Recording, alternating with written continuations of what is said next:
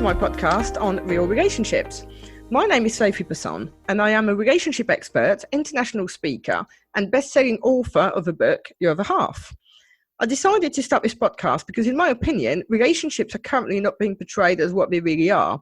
Whether you're watching the news, TV, social media, the perception given to people is wrong. And my aim is to talk about what happens in the real world, talk about real stories, and listen to what real people think, do, and go through, as opposed to creating expectations of something that doesn't exist. I may not agree with everything that is said by my guests, but it is their chance to express their opinions and their stories. And today we are kind of going to be talking about relationships in the workplace, but more importantly, how personal relationships can affect performance and productivity. And we've got with just me, Tracy Jordan. Hi, Tracy. Hi, Sophie. How are you? I'm good, thank you. Thank you for having me on today. No worries. Thank you so much for saying yes. So can you tell us a bit more about yourself, please? Yes. So I've got an HR consultancy called Northwood HR, which is based in the south coast of England. And I support small and medium-sized organisations in a whole range of HR issues, problems that arise in the workplace. I've been in the HR industry for about over 20 years now, and working with a variety of different organisations. And I've also been a manager myself for about 10 years, probably. Mm-hmm. So for people who don't know, who might not know, my background is also managerial. Before doing this, I was an area business manager, and I roughly had the southeast of England to look after for a security company. The reason why I say this is because we're going to have conversations about, relationships. And whilst I've got some stories I may not share, just so that you know where I'm coming from on this. So there's a number of people who say to their staff that you're at work, so you leave your personal problems at the door. And even in some contracts of employment, it actually states that you cannot have relationships with someone from work, or there has to be a certain level of separation. Now, what are your thoughts on that? That's quite a big question. Probably answer the second question first. Mm-hmm. For some contracts, you're right. They do sometimes say you can't have relationships with anybody at work. I think that's really unrealistic, personally. I think, you spend a third of your life in work, a lot of your waking hours in work, and it's, you can form some very important relationships at work. So I think it's unrealistic to expect that it's sometimes turns into relationships with people that you work with.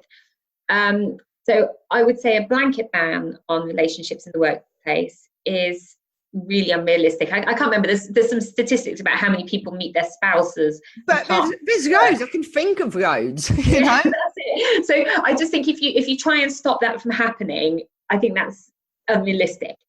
Having said that, though, I can understand that some organisations would go for a policy where you shouldn't have people in a relationship with each other, or any relationship, not just spouses, but maybe family members or close friends within a chain of command.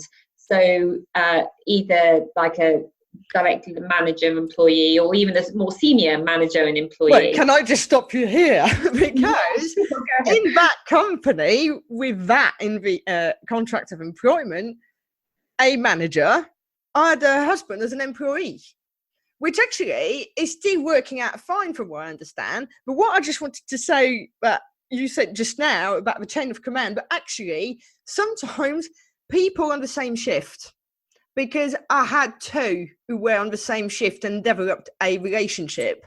And I really don't want to know about certain things that may have got on during the night shift.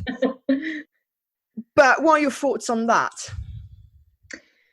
Well, I think there is a responsibility if people enter into a relationship in the workplace, and that's how they initially meet. I also think, though, there's a professional responsibility to keep that relationship outside of work as much as it's possible to do so. So, like I say, I'm sympathetic to organisations having policies that it's not appropriate for people within the chain of command to work for each other. And I think that could cause problems just because of other people feeling that there could be some kind of nepotism, favoritism taking place. I think it'd be really hard to build up levels of trust with the people you're working with if that relationship is there, because you'd always question whether a pay rise is fair, whether a performance appraisal is fair, and all those sorts of things. But I think but not just that. Let's imagine, like, you know, said husband or family member or whatever did not do their job properly. You know, it's really difficult to address. How do you discipline your husband or whoever? Do you know what I mean? I mean, reflection at home would be horrendous. I know, to be honest, my husband works in a completely different industry to me, and it is my idea of a worst nightmare. I can't imagine anything worse than not being able to switch off from work as well, because I know some people do it and they're very happy with it. But I think, it's just, it helps everybody if there is a level of disconnect. And sometimes I think that level of disconnect has to be, you might have to put something in place. So say, for instance, if a manager got together with one of their employees, then it might be appropriate to actually get somebody else to step in to manage the employee, even if it's just as almost like an artificial reporting relationship, just to create that separation. Because I think that's the only way that well, I don't know, I just think that would ease the situation. It's going to be easier to do that in bigger organisations. I think sometimes in smaller organisations you might not be able to step away from that, but I think it is very likely that will cause some problems in the organisation. But I think it's not, even if it didn't, it's a perception, isn't it, from other people that it's unfair.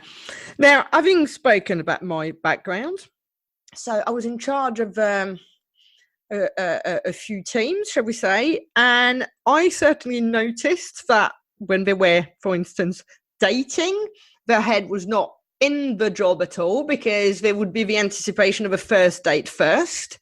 Then they go on the date in the evening, and the next day they either have not slept because they've been with that person all night, or it hasn't worked out at all. They were not what they expected. And all they want to do is go back online and find someone else, or whatever they do. Or when there's an argument at home, you know, they come in and the head is not with it. So what do you advise? I think it depends on how much it arises and impacts on the workplace. Because again, I think we have to be realistic about it. If you, for instance, have got an employee who does a great job 99% of the time, but say they're going through a difficult marital breakup or something, it is going to impact them. And they're going to bring some of that baggage into the workplace. They might have to spend some time at work contacting things like divorce lawyers and stuff. It's reality. And I think if you want to be a good and supportive boss, I think I would say, you know, give it a bit of leeway, allow some of that to happen. But I think that's going to be very different to if you have a scenario where somebody is, say, always going through lots of emotional upheaval through their relationships in some way, and there's another drama every day, or they spend huge amounts of time in work talking about it. That's going to be a very difficult situation. That's going to be a much different situation to the first one. If it's impacting on their work the whole time, I think then that's when you need to have a conversation with them a bit more about try and keep it at home, try not to bring it into the workplace. First thing you do is when you come in the morning, you spend half an hour talking about your date last night. That's affecting everybody's productivity, and you probably need to address it. And this is what gives you a bit of slack. Yeah, what I was going to ask you, what are your thoughts on how performance and productivity in general could be improved despite personal relationships sometimes creeping in? Well, again, I think it goes back to I rephrase what I want to say. For instance, you had an argument with your husband last night. You come in and you're kind of like both not really talking very much. You know, so your head is not with it. So how can a manager improve the performance and productivity of a person that would be in that situation, do you think? I think if, going back to what I said before, in that if it's a person who is a really good employee, not a drama. 99% of the time that they're okay, and this something has cropped up. Actually, the best thing that you can do as a manager is give them that little bit of support, and that gives their chance to discuss it, to deal with some of the practical issues that they might have. Because if you can support them and give them a little bit of flexibility when they're feeling rubbish, if they're generally a good employee, they will pay that back so much more than you're given to them. And so by that, I mean, it's like, even if it's a case of you say to them, look, you know, it's 3 o'clock, you're not getting much done, go home, you might want to go home and deal with it. Yeah. Chances are that actually they will pay you back in, you know, helping out on other occasions, or just that goodwill. So I would always encourage people to try and go with a supportive, non-confrontational approach wherever possible in the first instance. But I think, if it's more of a regular occurrence, that will be then when you need to start looking at, is it affecting the work and the targets on a longer term basis? And if the answer is yes, then you might need to take them through a sort of performance management process to start really looking at what their targets are and what they need to be working towards in the workplace. Yeah, thank you for that. I have a number of stories, if you say, of stuff that went on whilst I used to be in the corporate world, and we're talking proper random stuff. Like, they were in charge of a car, so you can imagine what could possibly go wrong with that, or how many prostitutes you can fit in one of those. Trust me, because we were surprised. But anyway, we're not going to go into that too much. Have you got? I don't know, I'm intrigued. Have you got any stories that you can share with us? Oh gosh.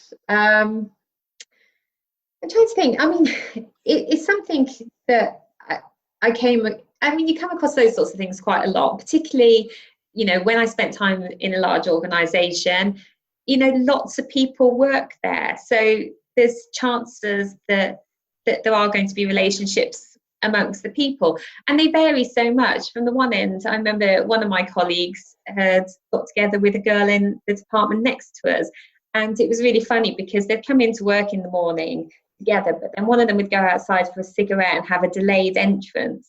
Right. So nobody knew that they were together, and it was just really funny because we all were absolutely clear that they were together, but actually in some ways we respect them for really trying to separate their relationship away from the workplace, and that's quite good. But then we've also had, you know, the ones where a senior manager has started having an affair with somebody more junior, and then you worry about what the fallout from that is going to be, when you realise that sometimes you might have to separate or move one of the parties, and then you go through a whole difficult thing of who do you move. And actually, from an HR perspective as well, again, a bit of a cliche, I would say possibly more often it'd be a senior male manager and a more junior female employee. You might sort of say, I don't want to move the senior person because they're so specialist, but you can't always just choose the more junior female person to move, because actually that could constitute sex discrimination. And so you have to be so careful as well about not doing something like that if you needed to move them, if it's impacting their work. So I think there's probably, I mean, gosh, like I say, in the times I've been in work, there's been so many cases of people getting together at work, and that's why I think it's unrealistic to expect it not happening.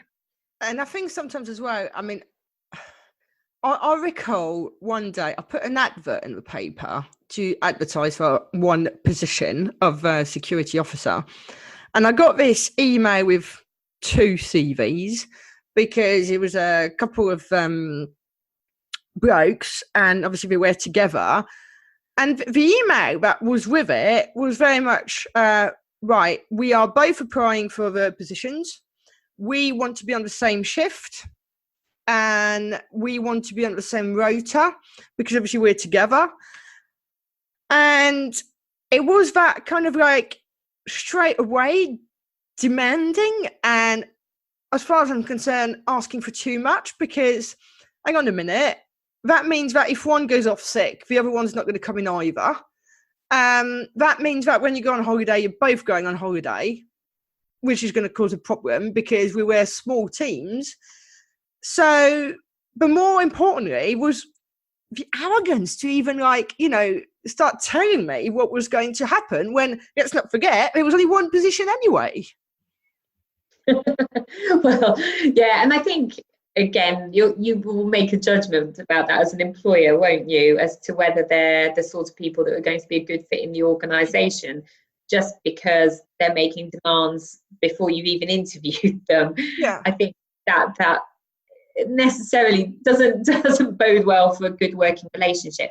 But say even if you had two positions available, I think that's the sort of thing you do have to be really careful about. And I would always say, try and compare it to what if you've got somebody working, think about it, manage them as individuals, and think about just what would the comparator be. So if somebody had a partner in another organisation, actually they might not always have the same shift, but they'd just have to manage it so that they get time together. And it's not about being deliberately difficult and deliberately always putting them on the opposite shift, because yes, that would cause a lot of issues.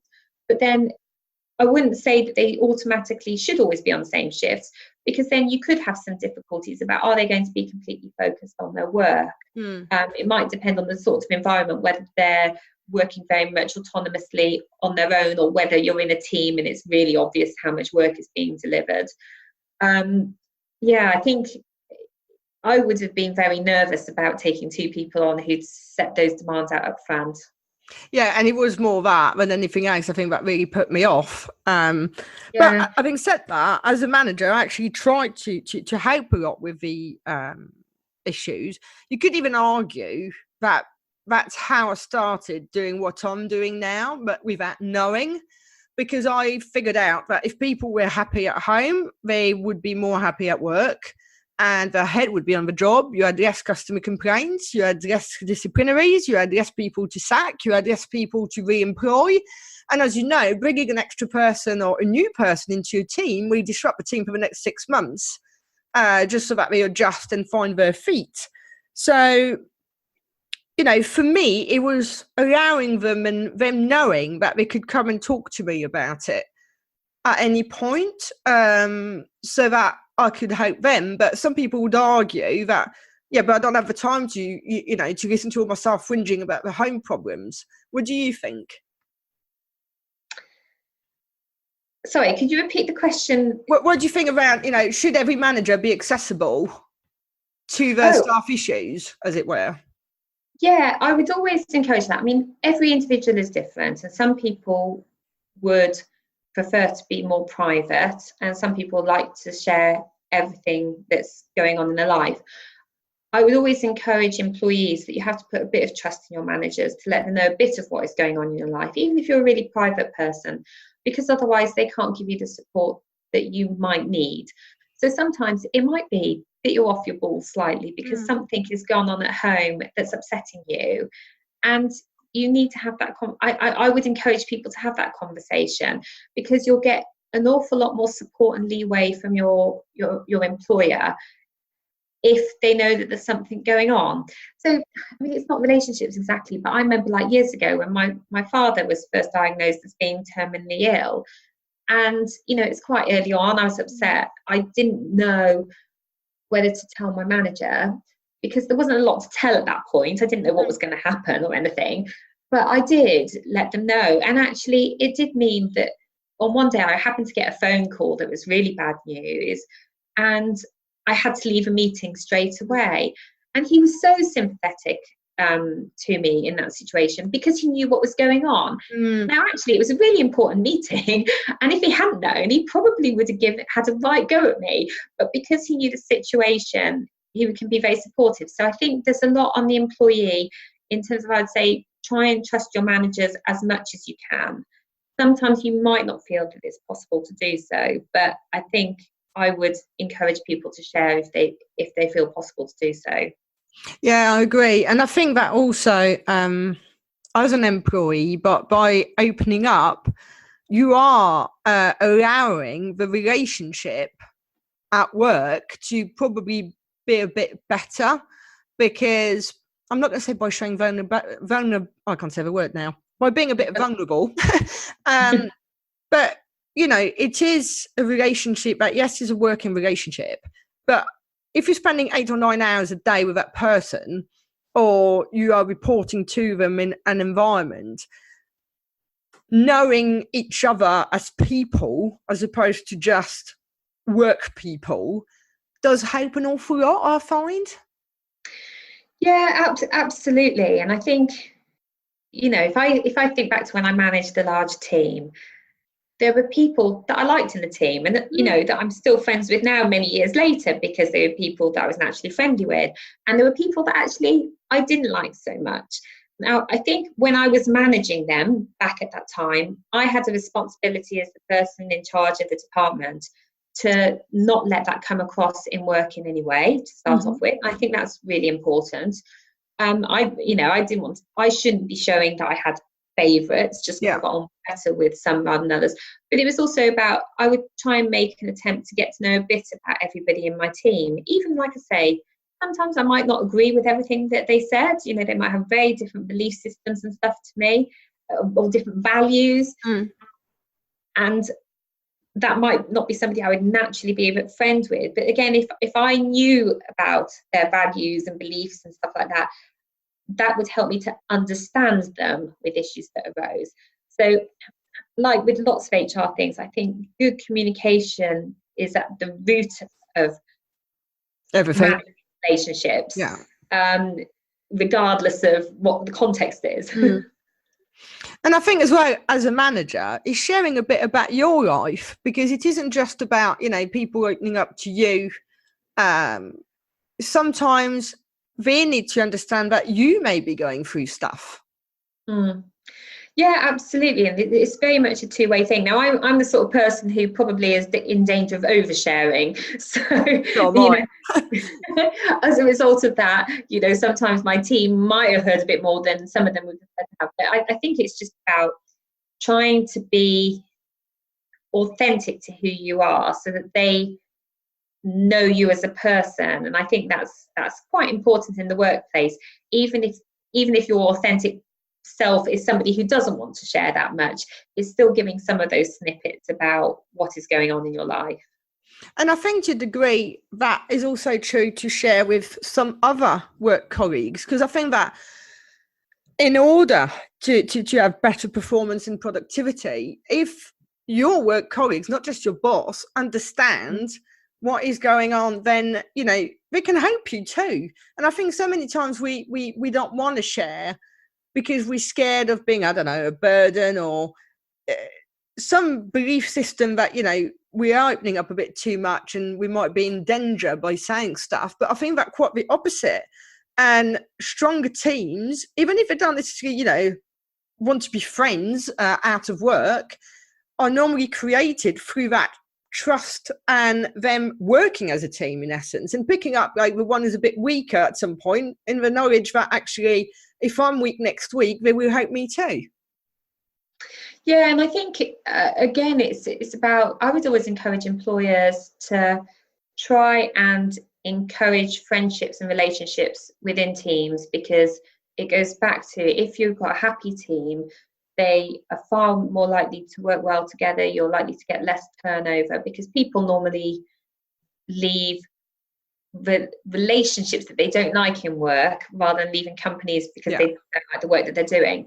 And so if you can do anything to sort of encourage relationships in terms of friendships and things, that can be a really good thing. So encouraging a certain amount of socializing. Now, again, my HR hat on, you've got to be careful with that, because clearly if say one person's teetotal in a team and everybody else is always going into the pub, that can cause problems.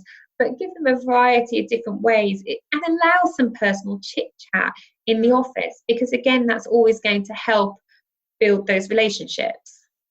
Yeah, and I think it is crucial, you know, and underrated, I think, because sometimes I used to remember some of my counterparts that wouldn't want to necessarily share some of their lives, or wouldn't want to create these opportunities for social events, but they're really important and they mean a lot. And as you just said about people leaving relationships as opposed to companies, I found that a lot of the time people are either loyal to their manager or their team rather than the company.